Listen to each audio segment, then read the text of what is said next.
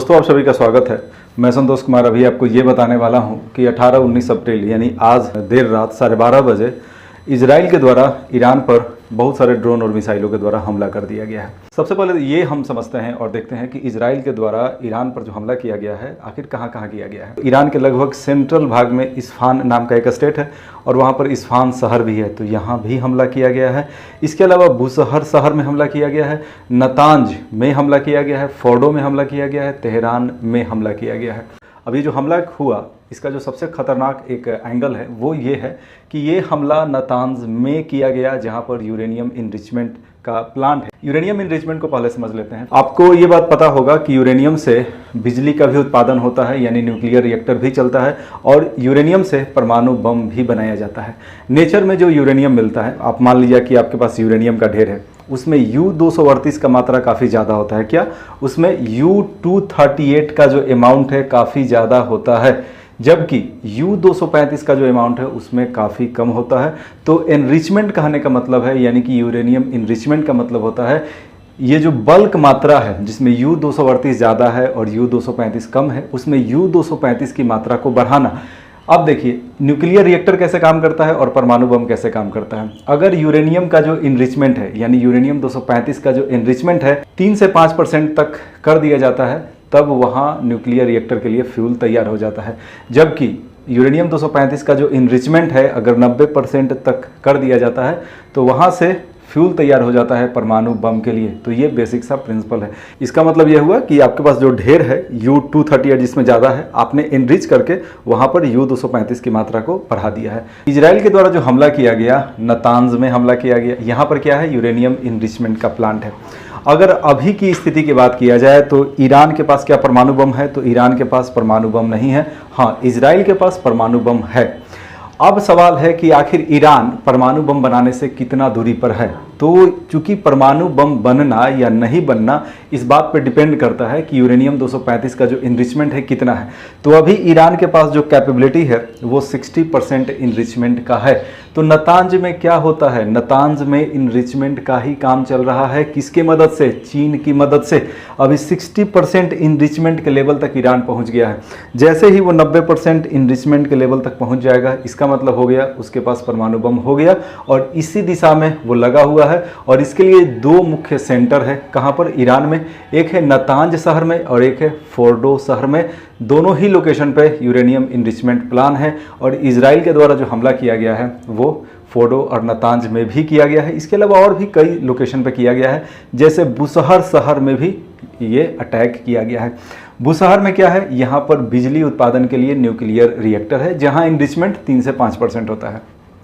और फोर्डो और नतांज में क्या कोशिश है, फोर्डो और नतांज में ये कोशिश है कि यूरेनियम 235 का जो इनरिचमेंट है 90% के लेवल तक पहुंचा दिया जाए। दोस्तों ये जो हमला हुआ, अगर इसमें थोड़ा सा मिसकैलकुलेशन होता या थोड़ा सा मिसकम्युनिकेशन होता या थोड़ा सा मिस्टेक होता तो पता नहीं नतीजा क्या होता। आप ऐसे समझे, चूँकि आज देर रात इजराइल के द्वारा हमला किया गया, नतांज में हमला किया गया, यहाँ पर यूरेनियम का इनरिचमेंट हो रहा है। अब ये जो हमला हुआ, जो प्लांट है जहाँ पर यूरेनियम का इनरिचमेंट होता है उसके बगल में हुआ।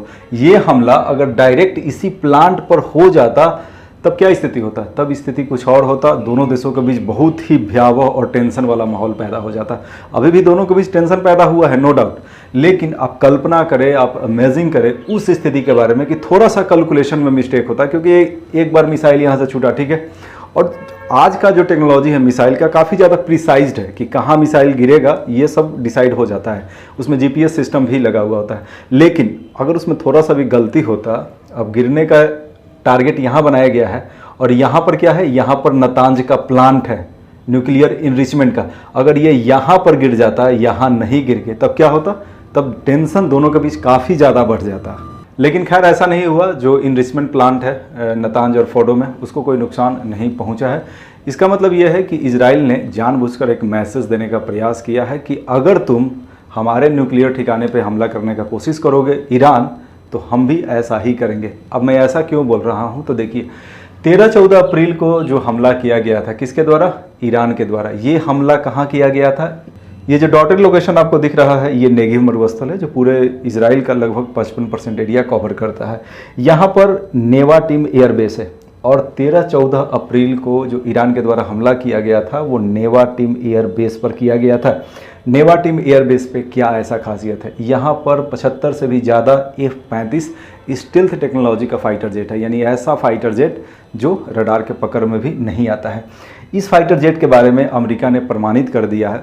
अमेरिकी एयरफोर्स और अमेरिकी कंपनी लॉकहीड मार्टिन जो हथियार बनाता है और फाइटर जेट वगैरह बनाता है, उसने यह प्रमाणित कर दिया है हाल फिलहाल ही कि F-35 B-6112 परमाणु बम को कैरी कर सकता है। यानी कि ये जो हमला किया गया था 13-14 अप्रैल को ईरान के द्वारा इजराइल में नेवाटिम एयरबेस पे, यहाँ पर F-35 फाइटर जेट है जो परमाणु बम को कैरी कर सकता है। कई सारे एक्सपर्ट का ये भी कहना है कि नेवाटिम एयरबेस के बगल में बंकर में परमाणु बम रखा हुआ है।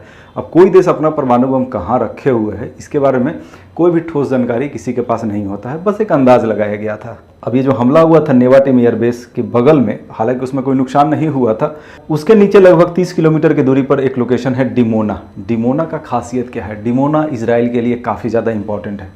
जो नेगेव मरुस्थल में यहाँ पर यूरेनियम इनरिचमेंट का प्रोसेस होता है, यानी कि यहाँ पर यूरेनियम इनरिचमेंट प्लांट है। मैंने थोड़ा देर पहले ही बता दिया कि यूरेनियम इनरिचमेंट क्या होता है। चूँकि इजराइल के पास ऑलरेडी पहले से परमाणु बम है और ज़्यादा इसको मॉडिफाइड करने और उनकी संख्या बढ़ाने का वो कोशिश कर रहा है, क्योंकि यूरेनियम इनरिचमेंट का मुख्य काम ही होता है परमाणु बम का निर्माण करना। हालांकि यूरेनियम इनरिचमेंट अगर थोड़ा सा किया जाए तो वो न्यूक्लियर रिएक्टर के लिए फ्यूल का काम करता है। दोस्तों कुछ और अगर बातों को किया जाए तो ये बुशहर शहर है। बुशहर शहर कहाँ है? ये फारस की खाड़ी के किनारे ईरान का एक शहर है। यहाँ पर न्यूक्लियर पावर प्लांट है, यानी यहाँ जो यूरेनियम यूज़ किया जाता है वो 3 से 5% इनरिच है। आप कल्पना करें कि इजराइल के द्वारा जो मिसाइल और ड्रोन से हमला किया गया वो बुशहर के न्यूक्लियर पावर प्लांट में डायरेक्टली गिर जाता है, उसके बगल में नहीं गिरता। गिरा कहाँ है? उसके बगल में, यहाँ गिरा है। मान लिया कि ये जो न्यूक्लियर पावर प्लांट है जहाँ बिजली का उत्पादन होता है बुशहर शहर में, अगर डायरेक्ट यहीं पर गिरता तो क्या होता? ये जो न्यूक्लियर रिएक्टर है इसमें एक विस्फोट हो जाता और यहाँ से न्यूक्लियर रेडिएशन शुरू हो सकता था। यानी कुछ ऐसा ही होता जैसा चेरनोबिल में हुआ था 1986 में, जिसके वजह से चेरनोबिल और उसके आसपास के 3.5 लाख लोगों ने पूरा का पूरा शहर और कई सारे गाँवों को खाली कर दिया था। दोस्तों एक और एग्जाम्पल से समझिए, ये फोटो है, यहाँ भी हमला किया गया इजराइल के द्वारा। यहाँ पर भी यूरेनियम इनरिचमेंट का प्लांट लगा हुआ है, जस्ट लाइक नतांज।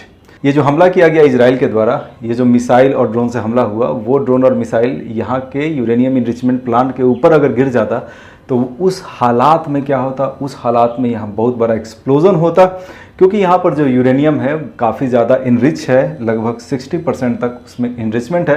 तो यहाँ बहुत बड़ा एक्सप्लोजन हो सकता था, यानी आप ऐसे कह सकते हैं कि एक मानवीय आपदा भी आ सकता था। दोस्तों यहाँ पर मैंने लिखा है 2015 का समझौता। जब बराक ओबामा अमेरिका के राष्ट्रपति थे तो उस समय अमेरिका का एक समझौता हुआ था ईरान के साथ। वो समझौता कुछ ऐसा था कि ईरान यूरेनियम का इनरिचमेंट नहीं करेगा। ईरान यूरेनियम का मैक्सिमम इनरिचमेंट 3.67% ही करेगा, इससे ज़्यादा वो इनरिचमेंट नहीं करेगा।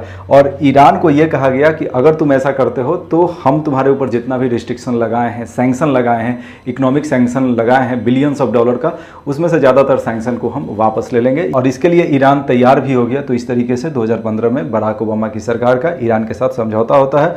तो इस तरीके से ईरान का जो परमाणु बम बनाने का कार्यक्रम था वो रुक सा गया। और 2018 में क्या हुआ? 2018 में अमेरिका के राष्ट्रपति थे डोनाल्ड ट्रंप। उन्होंने क्या किया? उन्होंने इस डील को कैंसिल कर दिया। उनका आरोप ये था कि ईरान चोरी छिपे यूरेनियम का इनरिचमेंट कर रहा है। फाइनली 2018 में जब ये डील कैंसिल हो गया, उसके बाद ईरान तेज़ी से यूरेनियम इनरिचमेंट की दिशा में काम करने लगा और पिछले 6 वर्षों में उसने इस दिशा में काफ़ी काम किया है और वो 60% इनरिचमेंट के लेवल तक पहुँच भी गया है।